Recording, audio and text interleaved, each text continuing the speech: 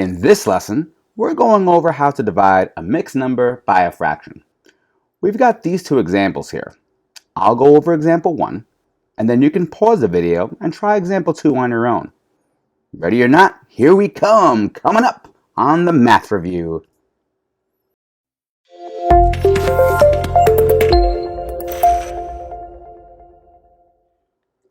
So question 1 says, 1 2/3 divided by 10 over 21. Now, because these numbers involve fractions, we need to make sure that both of the values are fractions themselves. Now, 1 2/3 is almost like a fraction. It has a fraction in it, but this is technically a mixed number because there's a whole number there. What we're going to have to do is take this mixed number and turn it into an improper fraction. In case you forgot how to do that, here's how it goes. So step 1, we're going to take the denominator and multiply it by our whole number. So 3 times 1.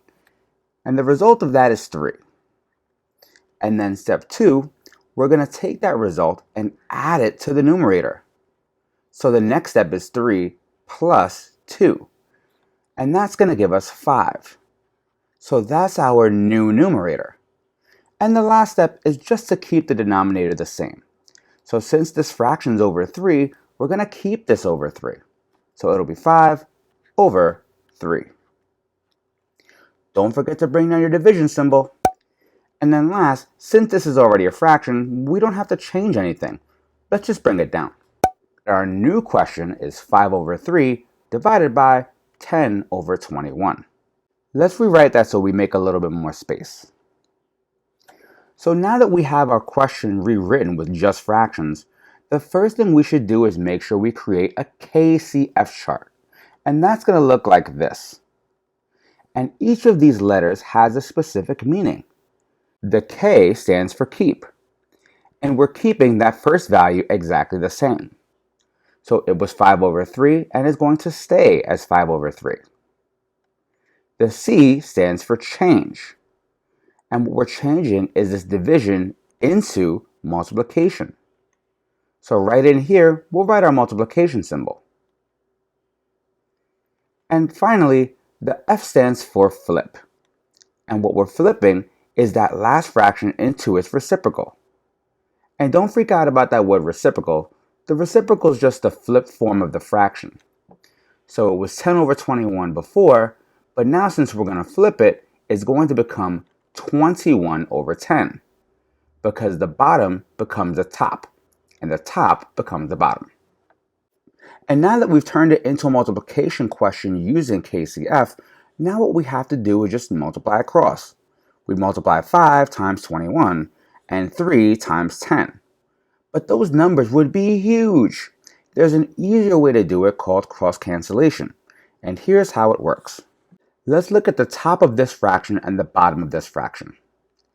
Is there any number that can divide both 5 and 10? Well, yeah. 5 can divide both 5 and 10. So 5 divided by 5 is 1. So I'll cross off this 5 and put a 1 instead. And 10 divided by 5 is 2. So I'll cross off this 10 and put a 2 instead. Next, I'll look the other way. I'll look at the bottom of this fraction and the top of this fraction. And then I'll ask myself, hey self, is there any number that can divide both 3 and 21? Well, 3 can. Because 3 can divide 3 and 3 can divide 21. So 3 divided by 3 is 1. So I'll cross this off and write a 1. And 21 divided by 3 is 7. So I'll cross this off and I'll write a 7. Next, what I like to do is just rewrite the numbers that I have. That way I'm not confused by any of the math I do. The top here is 1, the bottom here is 1. So I'll just write 1 over 1. I'll bring down my multiplication symbol right over here. And then this is 7 on top and 2 on the bottom. So I'll write that here. Now these numbers are way easier to work with. So now we just have to multiply across. 1 times 7 is 7. And 1 times 2 is 2. Now the problem with this is it's improper because the top is bigger than the bottom. And even though we use it here, we should never leave our answer improper. So what I'm going to do is I'm going to write this with division notation next. So with this notation, what we're going to do is find out how many times 2 can go into 7. Well, 2 goes into 7 3 whole times, because 3 times 2 is 6. Then I'll subtract that, and that'll give me 1. And I'll stop right there because this gives me everything I need to write my final answer. Remember, 2 goes into 7 3 whole times, so that's going to be the whole number in our mixed number. The 1 is our remainder, so I'll put that up top as my numerator. And our divisor is just the same exact thing as our denominator, so we'll write it as our denominator again. So our final answer is 3.5. So that wasn't too bad, right? I didn't think so. And I know you can do number 2 on your own. So pause the video, try number 2, and then let's see how you do. Good luck! So now let's go over question 2. Since we have a fraction in our problem, we need to make sure that we turn every number into a fraction. And our first number is a mixed number. And since it's mixed, we're going to have to convert it to an improper fraction. And how exactly do we do that? Well, our first step is to take our denominator and multiply it by our whole number. So we'll have 4 times 8. And that gives us 32. And the next step is to add our numerator onto our result. So that's going to be 32 plus 3. And that's going to give us 35. And finally, we're going to keep our denominator exactly the same. Don't forget to bring down your division symbol. And finally, this doesn't have to be converted, so we'll just bring it down. So this is our original problem, but after converting it, it gives us this new problem down here. Let's rewrite that so we have some more space. So now that we have a fraction in the front and a fraction in the back, the most important thing to do is make sure that we set up a KCF chart. And that's going to help us turn our division problem into a multiplication problem. Remember, the K stands for keep. And what we're keeping is this first value here, exactly the same. The C stands for change. We're changing the division into multiplication. And finally, the F stands for flip. And what we're flipping is this final fraction here to turn it into its reciprocal. So this 5 over 12 will become 12 over 5. And if you want to get technical, you would say the reciprocal of 5 over 12 is 12 over 5. So the last step would really be just to multiply the numerators, 35 times 12, and the denominators, 4 times 5. But those numbers would be huge. So why don't we use a simpler method called cross cancellation? Let's look at the top of this fraction and the bottom of this fraction.